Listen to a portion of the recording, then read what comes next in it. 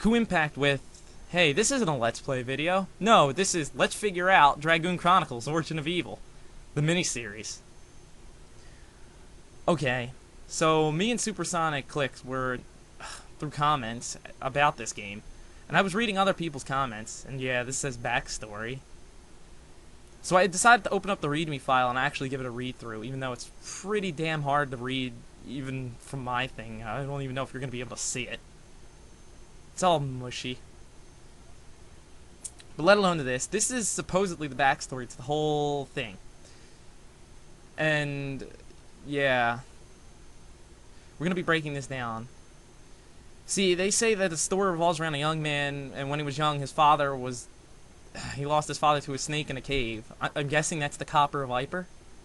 I mean, he did live on this continent since he was young, right? We can all say that was the Copper Viper.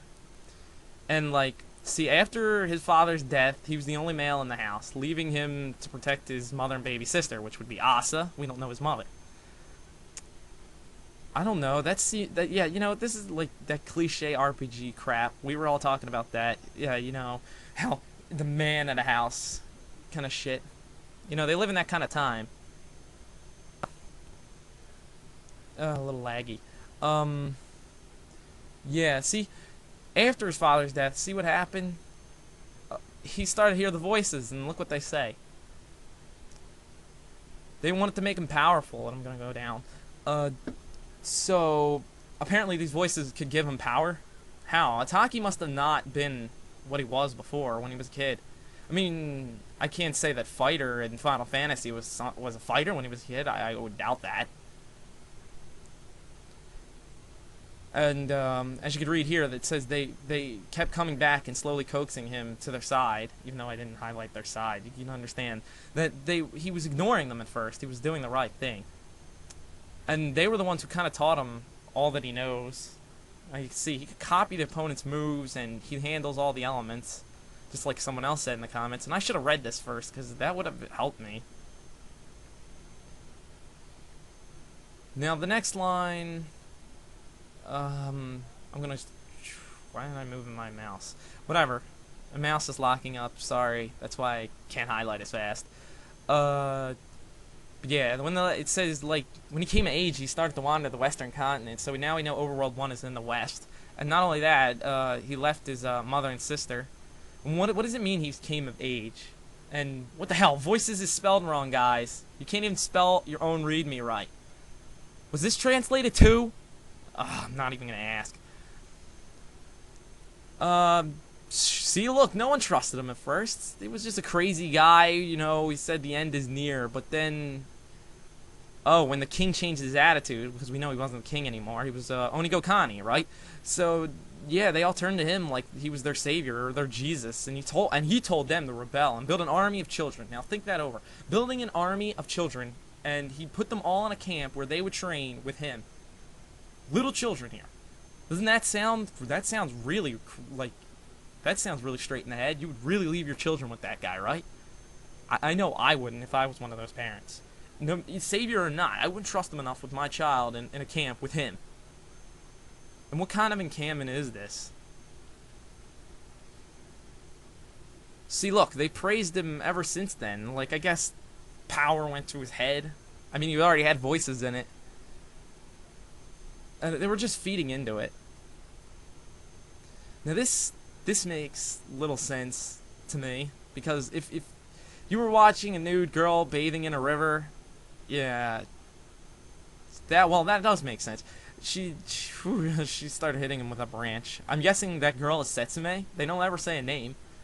We're just gonna assume that's Setsume, because I don't know if it is or isn't. Yeah, he was trying to explain that he wasn't a pervert, but he is. She came back with them, and I like how this states that nothing happened between them. She just stayed at the camp, because she came back and stayed at his quarters. No, I find that kind of funny. Comical relief through this whole story. I bet you they were high while they were writing this. And if they didn't write this, they were high when they were translating it. We don't know if this is the true translation. We're just assuming. So let's just keep going on with the assumption. Yeah, and they fell in love with each other, but then she had to leave, and her town was burnt to the ground.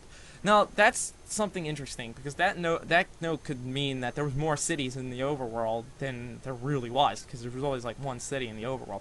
Some of them could have got burnt down.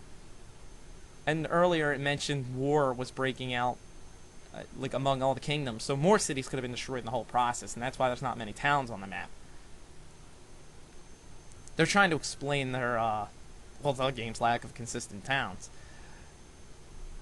Because I always have to end up running back to them, if you've seen. Oh, when she left, man, he kind of got devastated. Depression set in, let's just say that. And he drank a lot, apparently, and then when he was getting robbed, he kind of found out he was getting robbed one time. I guess this was all, it can't be all on the same day, that'd be crazy. It might be. A guy with an eye patch, that's Shinza. We all know that's Shinza, because he's one, a rogue, two, he has an eye patch. And apparently him and Ataki knew each other from grade school. They went to school. People in an RPG go to school? I didn't even know that. The hell? So apparently they went to grade school together and they were friends. So what makes no sense here is Ataki's not afraid of snakes, but we'll soon figure out, and I had to learn this on my own, that Shinza is afraid of snakes, like Indiana Jones. Shinza, being his old friend, decided to catch up with Ataki or something like that. He decided to just stay with him, help him run the camp. He should have robbed and killed him. That was the worst choice ever, Shinza. You ruin everyone's life because you were stupid in the past. But we do learn from our mistakes. See, look, here's where I want to show them one of the most points, because even I had called Kairu an ass kisser, but they had trouble with one of the grunts, which is Kairu. He was a young boy with a red headband. Yeah, that's Kairu. He caused a problem in the encampment. Well, problems, quotation. I don't know what they mean by a problem. And it was punishable by their laws that he should have been hanged. So apparently he made a deal with Ataki, seeing Ataki being all powerful and high and mighty at this time, and everyone believing him anyways, and he talked to the gods. And he made a deal with Ataki that he would be his ass kisser as long as Ataki didn't tell the gods what he did. See? As long as he stayed loyal and praised him. Ah, damn it. My mouse is frozen again. I can't highlight him. And then it goes on with the, the ending of the backstory bullcrap, where the duo's now trio, and they were going to go talk to the king, which we know is in the first part of my Let's Play. If you want to watch it, you can.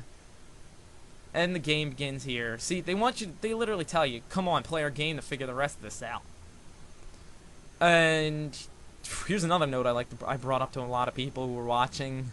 See, look, they warn the players that there's content that may offend some people. What kind of offensive content would be in this game? And they're like, oh, go fuck off, don't play it if you're gonna whine at us. I didn't see any offensive content yet, but I'm guessing maybe, I don't know, Chapter 6? That's another thing I discussed with Supersonic Click, that I've been so much spoilered out in Chapter 6, but not knowing anything about it. All people do is tell me it's the greatest chapter ever. It's one of the greatest chapters in this game, let alone the game being crappy in some chapters, such as Chapter 4, which I'm on. And here's a beta tester message they sent me, and it says, please try to make sense of the story, and please remember to report any flaws, which I've been doing. And look, there's their next game, Dragon Chronicles, an Opposition and Fate. And see how it says main game, like I've tried to say, I forgot to say, that this game is a prequel to a game that's already being made by them. Now, why did he write his name Gadalus? That cannot be his real name. People using your screen names isn't awesome, Now, I'm running out of time here, and like I said, this will be a mini-series, so there'll be more on this. I'll probably do a video about what I know about the game in particular, what I figured out. So try to keep it in touch, and I hope you all keep watching. Please don't veer away because the game's starting to look like crap. I'm trying to make it funny. I'm doing my job about this. So until next